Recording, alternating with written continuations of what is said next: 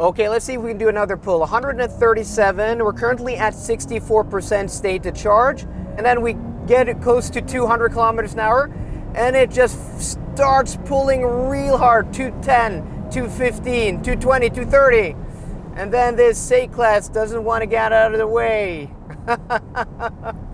Oh yeah, this is what this is built for. This is built for...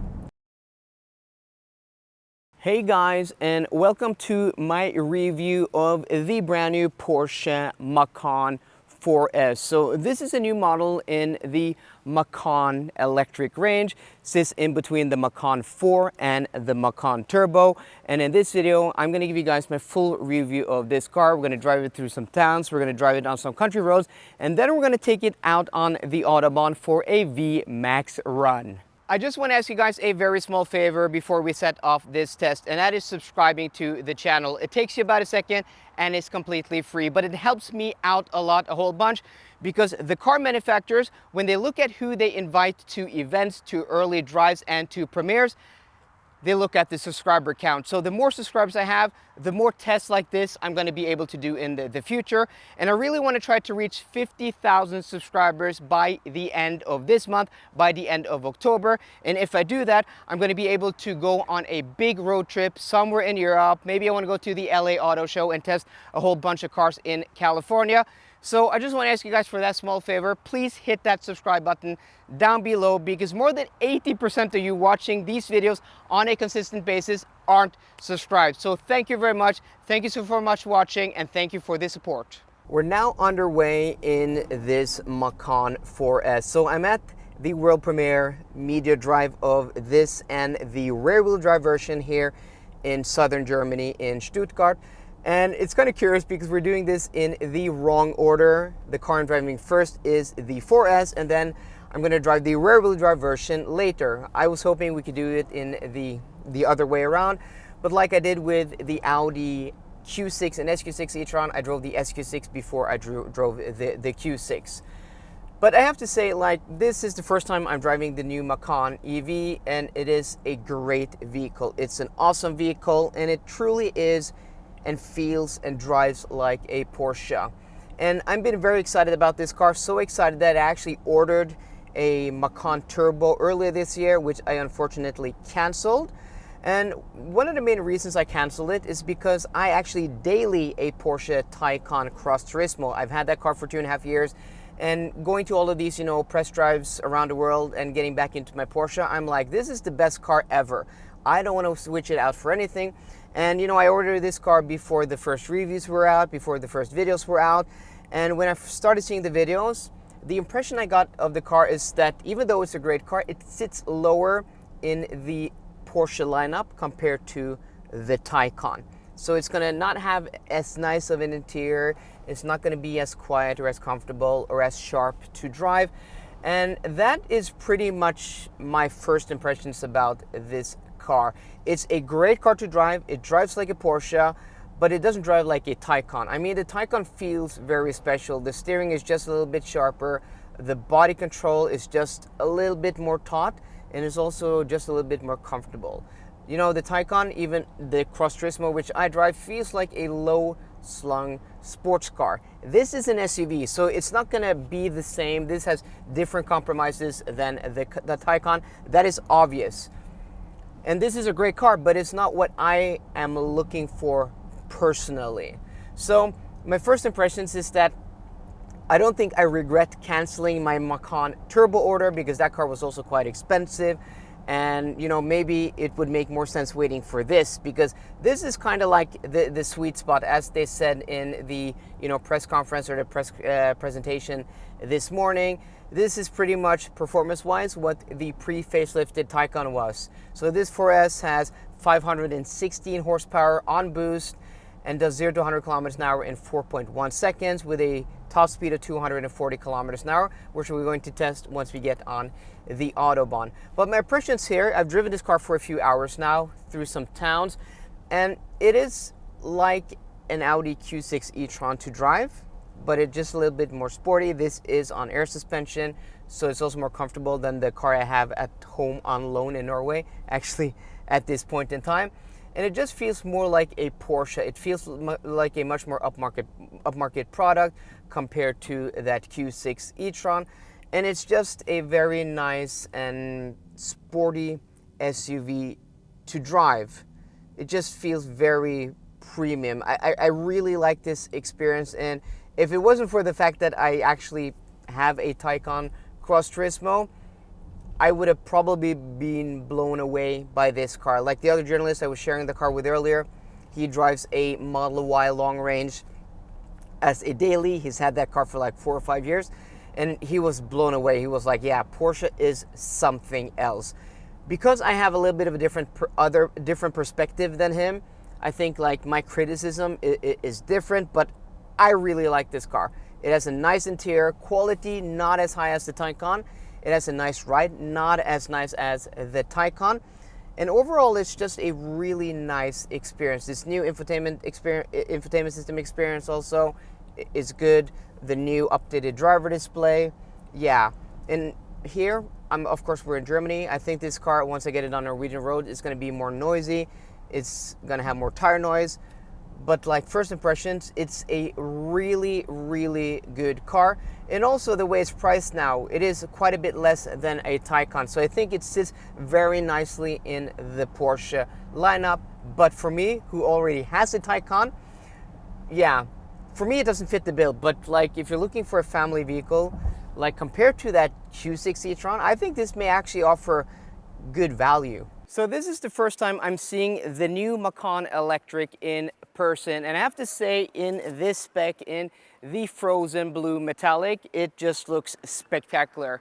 For you guys who have been following the channel for a while, you know I really love this exterior color, and this also has the crayon interior, which also is very, very nice. So this has the optional 22-inch wheels, and you know, from the front, the Macan Electric is, I mean, it's growing on me. Do I like it as much as I like the Taycan? Well, I'm not sure. So you guys who follow the channel know that I daily a yellow Taycan Cross Turismo, which I do think is maybe the coolest color that I don't think Porsche offer on the configurator. You could probably do PTS. I don't know if they had that open on the configurator yet, but I have to say from the front, it looks very, very nice. If we move over to this side and see this car in profile, you can see that, you know, it's kind of like a Macan coupe, right? If they made the old generation Macan as a coupe, because it's much more sloping than the old Macan. It's kind of like a Cayenne coupe, just Macan size. This also, you can see the 22-inch wheels. This has the painted blades. You can have this in different colors. You can do carbon fiber, I think, and you can also do it in body color. Here they've done it in black with also the black lettering. Overall, I think it looks very nice from the front and from the side. So the rear end of the new Macan Electric may be the most controversial from what I've heard from people.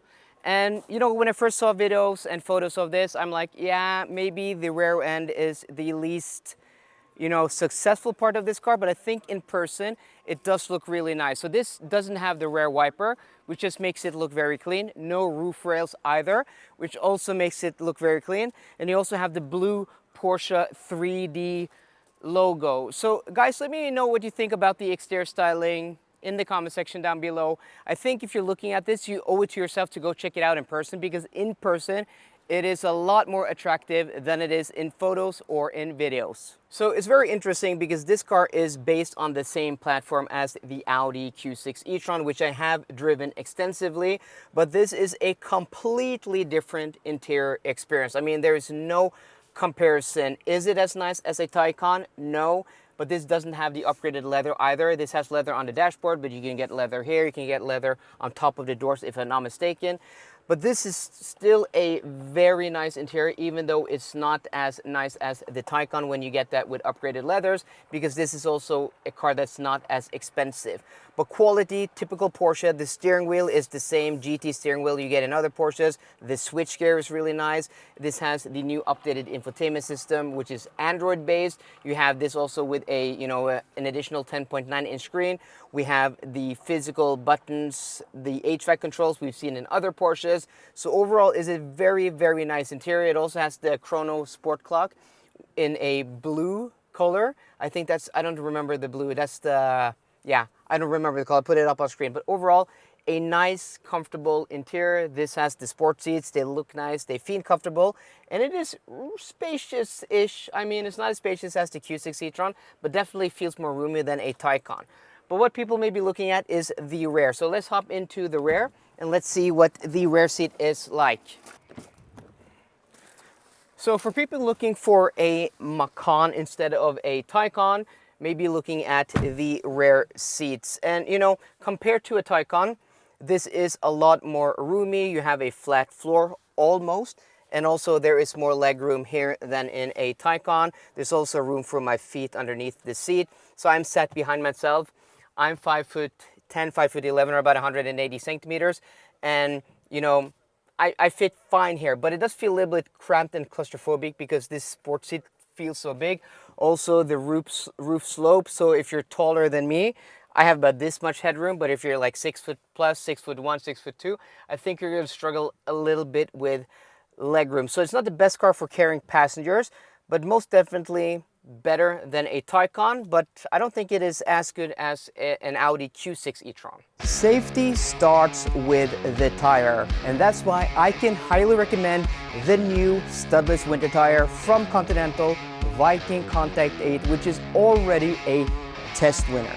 Remember guys, the tire is the only thing keeping your car on the road, and that's why it is so important to have the best possible tire.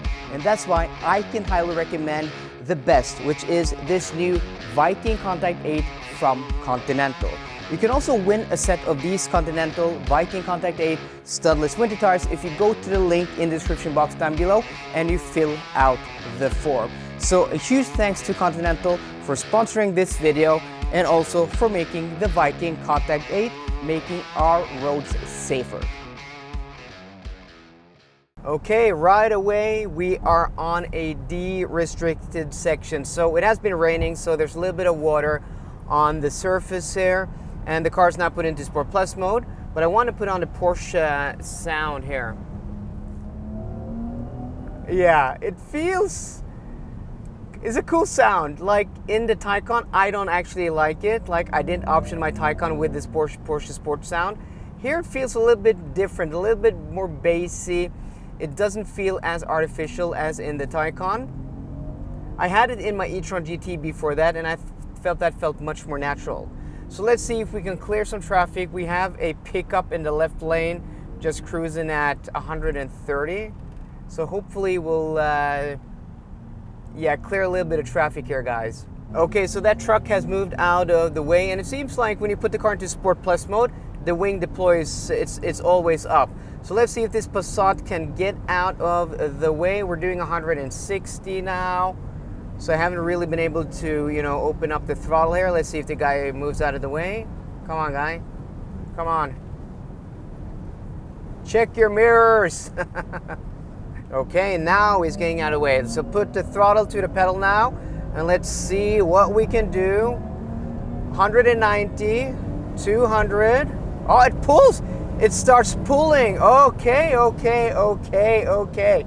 So this is really what I really like about Porsches is that, you know, like compared to other electric cars, they don't have the best 0 to 100 km/h posted times, but once you get going, they don't lose steam.